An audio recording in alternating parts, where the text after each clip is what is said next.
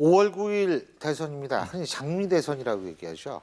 근데 장미는 자연적 현상으로 참 가장 아름다운 현상 중에 하나입니다. 하지만 대선은 권력이라는 어떤 면에서 가장 냉정하고 그다지 아름답지 못한 현상을 상징하는 겁니다. 이 두 가지 단어를 결합하는 것 어색할 수도 있는데요. 어쨌든 이 5월 9일 대선을 앞두고 슈퍼위크가 바로 이번 주 다음 주 화요일까지입니다. 정확히 얘기한다면 결선 투표가 없다면. 자, 그래서 이번 주에는 정말 정치 얘기할 게 많을 것 같습니다. 여러분 보셨지만 오늘 호남 경선 치렀죠. 자, 호남 경선 치렀는데 지금과 같은 상황에서는 문재인 전 대표의 대선이 다시 확인됐다. 이런 얘기들이 많습니다. 또 검찰이 오늘 박근혜 전 대통령에 대한 구속영장 청구했습니다. 배경과 후폭풍도 알아보겠습니다. 스튜디오에 네 분 전문가 나와 계십니다. 문화일보의 이현정 논설위원, 백성문 변호사, 두문정치전략연구소 서양호 소장, 한국범죄학연구소 연구위원이신 김복진 박사님 네 분이십니다. 어서 오십시오. 네, 안녕하세요. 예, 뭐 이거 쭉 보셨는데 문재인 전 대표 60.6%죠. 근데 이게 지금 있잖아요. 참 재밌는 게 민주당 같은 경우에 호남에서 1위를 한 후보가 항상 대선 후보가 됐죠. 그죠? 물론 이제 오늘은 광주 전남이었었지만 어떻게 보십니까? 오늘 결과 60.2%의 수치가 의미하는 건 뭐라고 보십니까? 일단 뭐 예상보다도 좀 더 많이 나온 것 같습니다. 아마 이런 것을 이야기하는 것은 역시 문재인 전 대표를 중심으로 하는 정권 교체론 이것 자체의 어떤 바람이 호남에서 강력히 있었다. 이런 것들을 다시 한번 확인해 준 것이고요. 또한 이제 호남 같은 경우 전체 지금 선거 경선했던 중에서 한 10% 이상이 되죠. 근데 항상 보면 이제 호남의 결과가 결국 이제 수도권에 영향을 많이 미치는 결과 아니겠습니까? 그렇다 본다면 그동안 여러 가지 악재가 있었음에 불구하고 문재인 전 대표가 상당히 이제 선전을 했다는 것은 결국 이제 문재인 전 대표의 당내의 어떤 대세 이거 자체가 오늘로서 확인이 됐다. 이런 것들을 좀 명시적으로 이야기해주고 있는 것 같습니다. 아마 각 당의 이제 결과가 보면 다들 예측한 대로 지금 가는 것 같습니다. 사당의 결과가 보면 다들 이제 어느 정도 승리할 분들이 승리해 나가는 이제 그런 식의 절차를 지금 밟고 있는 것이 아닌가 생각이 듭니다. 네. 제가 볼 때는 뭐 이변은 없었다. 문재인 전 대표의 대세를 확인한 선거였던 것 같고요. 호남에서는 두 가지 특징이 있는 것 같습니다. 하나는 국민의당의 안철수 전 대표의 압도적인 1위, 그리고 더불어민주당의 문재인 전 대표 압도적 1위. 호남은 김대중 전 대통령이 있을 때만 해도 김대중이라고 한 절대 넘을 수 없는 산 속에서 하나의 정치적 색깔, 정권 교체라는 색깔만 있었는데 이제는 호남이 고연령층과 보수적인 성향이 있는 사람은 제가 보기엔 국민의당을, 그리고 저 20대, 40대의 청장년층과 이념적으로 진보적인 사람은 더불어민주당을 선택하는 호남의 정치 지형이 이제 재편되고 그 얘기는 우리 좀 이따 또 해보고요. 구분되고 가고 있는 것 같고요. 그럼에 따라서 향후의 대선 국면에서 호남의 더불어민주당의 승리는 아마 수도권에도 영향을 그대로 미칠 가능성이 매우 높다. 더불어민주당의 문재인 대세론이 확산돼 나갈 것이고 이것이 근데 야권 내에서는 제가 볼 때는 향후에 다자간 대결보다는 문재인 전 대표냐 아니냐의 선거로 갈 가능성이 매우 많다. 그 이후에 보수 진영조차도 정권 교체를 위한 것을 막기 위해서 대선에서 한번 사력을 다해보자는 것보다는 대선 이후에 보수 진영의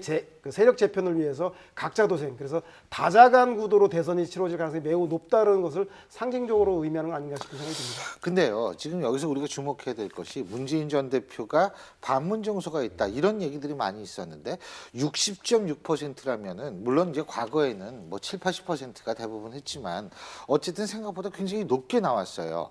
그거 뭐라고 보십니까? 이유가? 일단 이제 반문 정서가 물론 있지만 이거 자체가 사실은 이제 어떤 호남 지역에서의 정권 교체 열기를 좀 꺾지는 못했다. 저는 그렇게 보여집니다.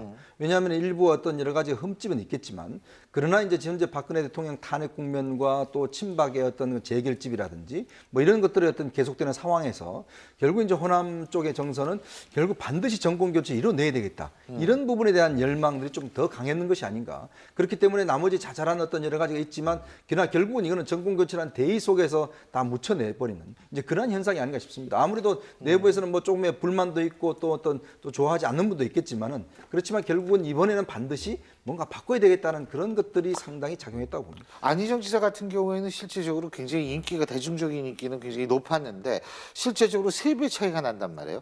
이 정도의 차이라는 거는 과거 여론조사, 민주당 지지자들 여론조사하고 거의 데이터가 비슷하게 나왔거든요. 자, 그렇다면 이것이 국민참여 경선으로 이루어졌지만 조직이나 뭐 이런 측면을 벽을 넘지 못했다고 이해할 수 있는 부분은 없을까요? 어떻게 보십니까? 아무래도 뭐 조직력이 강한 예. 그 주류인 문재인 전 대표 쪽에서도 모바일 신청을 많이 했을 가능성, 그 ARS 선거인단을 많이 예. 신청해서 가능성은 높지만 제가 볼 때는 가장 1등 공신은 조직이기보다는 박근혜 전 대통령이 아닌가 하는 생각이 듭니다. 탄핵에 대한 국민 여론이 높음에 따라서 이번 대선의 성격 규정을 정권 심판과 정권 교체의 색채가 강해졌기 때문에 제가 야권의 여쭤보는 심장부인- 핵심은 뭐냐면요. 네네.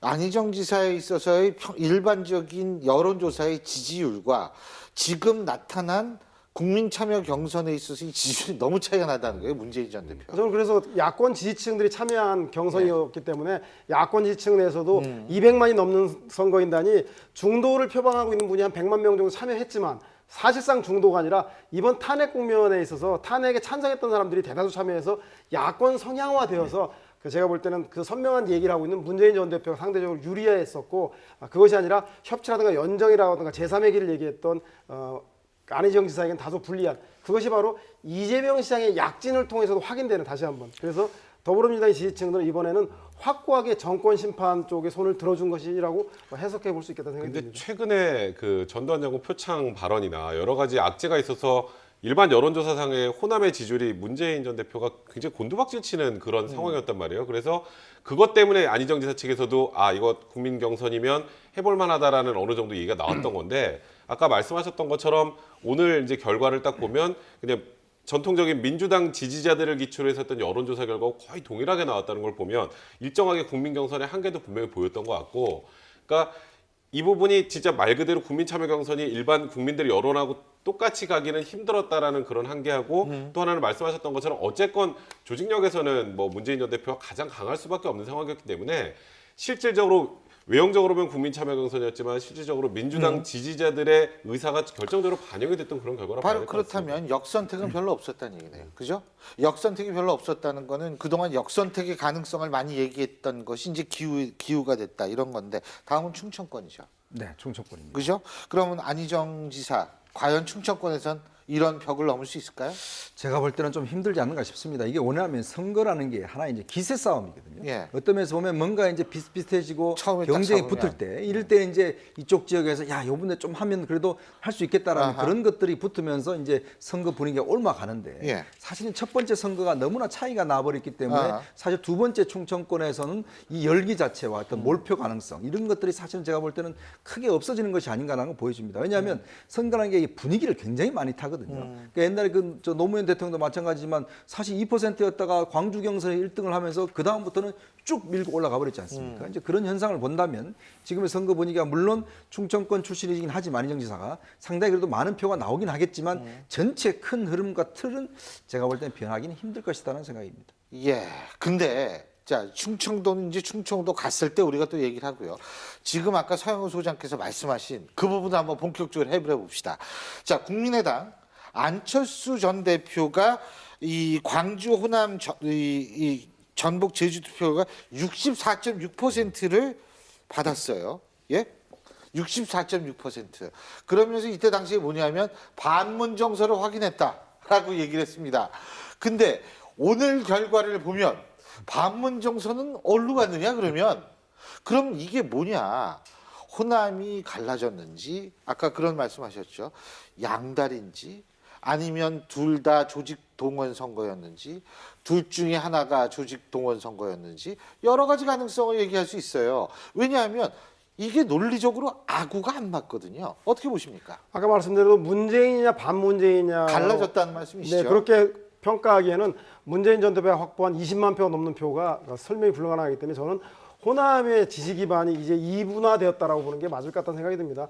진보를 중심으로 한 더불어민주당의 지지층과 그리고 보수를 중심으로 한 국민의당 지지층으로 갈라졌고 그 진보 진영 내에서는 당선 가능성이 가장 높은 그 후보에게 표를 몰아서 정권 교체를 하자라고 하는 정권 교체에 대한 그 갈망들이 같이 결합이 되는 바람에 아마 더불어민주당에서 문재인 전 대표의 압승이 가져졌다는 생각이 들고 그에 반면에 국민의당 내에서는 안철수 전 대표에게 근데 이게 국민참여 경선이라는 게 당으로 이론적으로는 가르면 안 되죠. 국민이니까. 그럼에도 불구하고 실제적으로 본인이 희망하고 원하는 정당을 찾아가서 투표할 수밖에 없기 때문에 국민 경선이 아무리 국민을 붙이더라도 그것을 지지하는 사람들이 참여할 수 있는 한계는 존재할 수밖에 없고 사실상 정당에서 검증해야 될 기능들을 정당 기능이 약화되었기 때문에 국민 경선이라고 하는 국민들에게 위탁해 나가는 형태이기 때문에 제가 볼 땐 그런 한계 또한 좀 인정해야 한다는 생각이 듭니다. 그 이춘석 의원 얘기는 제가 좀 이따가요. 먼저 이 안철수 전 대표의 어제 있었던 국민의당 그 발언 한번 직접 들어보겠습니다. 기호 1번 안철수 후보 득표율 72.63%. 문재인을 이길 수 있는 사람 저 안철수가 대한민국의 미래를 내는 첫 번째 대통령 되겠습니다.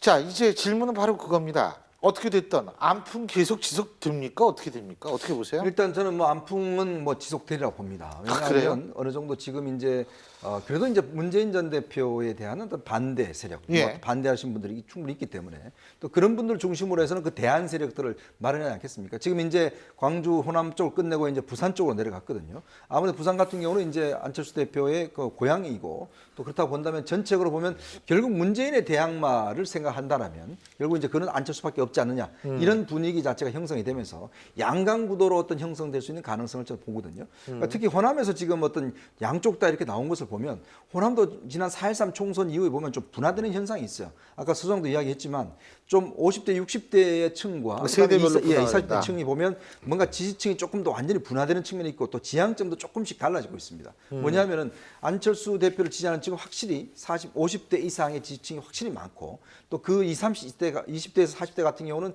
지난번 촛불 집회에 어떤 참여했던 적극적인 지지자들 또 정권 교체에 대한 필요성을 인지하는 분들 이런 분들 중심으로 해서 똘똘 뭉쳐 있는 층들이 많거든요. 그래서 아마 거기도 분화되기 때문에 앞으로 어떤 경선 결과가 쭉 나간다고 본다면 결국은 문재인 전 대표에 대항하기 위한 안철수 후보에 대해서도 지지가 저는 상당 부분 나올 것이다 생각합니다. 두 분은 이제 분할을 얘기하셨는데 제가 오늘 아침에 국민의당 문재인 후보의 특보 단장 중에 한 분이시죠. 이춘석 의원과 제가 인터뷰를 했습니다. 근데 이춘석 의원이 얘기를 하는 건 뭐냐면 국민의당이 이게 동원적 성격이 강하다. 그러면서 28석의 호남 지역의 국회의원 중에 23석을 지금 국민의당이 갖고 있고 자기도 호남 지역의 국회의원이기 때문에 삼선 의원이기 때문에 계산을 해보면 대충 나온다라고 얘기를 동원 가능한 숫자다. 이런 식으로 얘기를 해서 국민의당이 굉장히 반발을 하고 있거든요. 만약 두 분의 말씀이 사실이라고 얘기하면 이춘석 의원의 말이 틀린 거겠네요. 어떻게 보세요? 저는 뭐 일정하게 현역 국회의원이 지역구에 갖는 영향력들은 아시다시피 지배적일 정도로 압도적입니다. 그래서 그 현역 의원들이 자신의 유권자들과 지지자들을 선거에 날 참여시킬 가능성 매우 높고요. 그래서 예. 기본적인 동력이 됐으면 그것으로 설명할 수 없는 것이 있다. 바로 안철수 전 대표가 호남의 확고한 지지 기반, 사람이 물가에 끌고 데려갈 수 있어도 물을 먹이는 것은 결국은 본인의 의지가 중요하지 않겠습니까? 예. 그래서 참여의 계기를 만들었을지 몰라도 결국 투표는 안철수 전 대표가 했다는 얘기는 안철수 대표의 호남 지지를 확인하는 것이다라는 것에 의미가 있을 것 같다는 생각이 들고, 하지만 그럼에도 불구하고 한 가지 한계는 호남 지역에서 9만 명이 참여한 것들이 내일부터 벌어지는 비호남 지역, 즉 영남을 비롯한 수도권 지역에서도 이런 국민의당에 대한 지지들이 참여 열기가 그대로 살아날 것인가. 그렇지 않다라면 호남이 특정 지역 정당에 국한될 가능성이 많다. 특히 안철수 전 대표가 얘기했던 한 번 속으면 실수지만 두 번 속으면 바보라고 하는 바보론과, 그리고 예전에 충청도 핫바지론, 영도다리에 같이 빠져 죽자고 하는 영도론, 이런 것들은 어찌 보면 지역주의 정치에 의존하는 한계를 보였기 때문에 아마 안철수 전 대표가 다음 선거부터는 알겠습니다. 자기 비전을 제시해서 호남이 아닌 다른 지역에서도 지지를 획득하지 않는다면 그런 문제에 봉착하지 않겠다는 생각이 듭니다. 예, 근데 이제 저희가 주목해다 또 다른 정당이 있습니다. 바로 자유한국당인데요. 지금 홍준표 지사하고 다른 후보들 사이에 이 갈등이 굉장히 깊어지고 있어요. 예를 들면 우파 연대 뭐 이런 거 가지고서도 파괴력과 정당성, 명분 뭐 이런 거 가지고 얘기인데 어떻게 보세요? 지금 일단 뭐 홍준표 후보 같은 경우는 이제 본선을 보는 것 같아요. 네. 지금 결국 이제 나머지 3명과의 경쟁은 의미가 없다라는 것으로 보이고, 그러니까 계속 하는 이야기가 결국 보면 문재인 후보를 이제 공격하고 있는 그런 국면이거든요. 근데 지금 다른 후보들은 이제 홍준표를 이제 발목을 잡고 있는 형태인데, 결국 이제 아마 이 3명 내에서 지금 또 이제 후보 단일화론이 조금씩 나오고 있고 또 일부는 거부하고 있고 뭐 이런 지금 분위기가 있는 게 뭐냐면, 결국은 지금 1, 2차 예비 경선 지방선거를 통해서 홍준표 후보가 상당히 과반수 정도 되는 그런 득표를 보였지 않습니까? 그러다 보니 결국은 이 세 명이 함께 친박 세 명이 뭉쳐야 된다. 이런 논의도 있는데 제가 볼 때는 아마 전체적으로 본다면 결국 선거에서 이기려면 어떤 세력과 연대를 해야 되지 않습니까? 지금 자유한국당 자체적으로는 지는 게 뻔한데 그렇다고 한다면 그걸 하지 말자라고 하는 사람과 그걸 해야 된다는 사람과 그건 어떤 면에서 보면 물론 가족 자기 당내 선거라면 모르겠지만 이걸 대선 본선을 생각한다면 상당히 이해하기 안 되는 주장이거든요. 그렇게 본다면 홍준표 지사의 연대론 자체가 어느 정도 먹히지 않을까 싶습니다. 더군다나 그 세월호 홍준표 지사가 얘기한 거 왜 이 시점에서 이해하느냐, 인양됐느냐, 이게 이해하기 어렵다. 이게 지금 상당히 좀 논란이 되고 있지 않습니까? 그죠? 그러니까 사실 저 세월호를 다시, 그러니까 저는 그래서 지금 정치적이지 않은 상황의 세월호를 정치적으로 이용한다는 측면이 사실 굉장히 강하다는 생각이 듭니다. 지금 세월호 사고 이후에 지금 현재 인양이 돼서 이제 진상 규명에 관련된 부분이 문제가 될 뿐이지 이거를 다시 정치적으로 이용하는 데 일정 부분 한계가 있는데 오히려 홍준표 지사가 지금 이 세월호 인양을 정치적으로 인용해서 우파를 좀 집결하려는 그런 생각을 갖고 계신 것 같은데요. 근데 이제 세월호만큼은 지금 현재 뭐 이제 3년이나 돼서 이제 인양이 돼 있는 이 세월호의 진상 규명에 관련된 것이 아니라 저 부분을 다시 또 우파를 결집하는 용도로 사용한다는 부분에 대해서는 저는 굉장히 씁쓸한 생각이 들고 저런 발언 때문에 알겠습니다. 어찌 보면 연대가 더 어려워질 것 같다라는 생각도 많이 듭니다.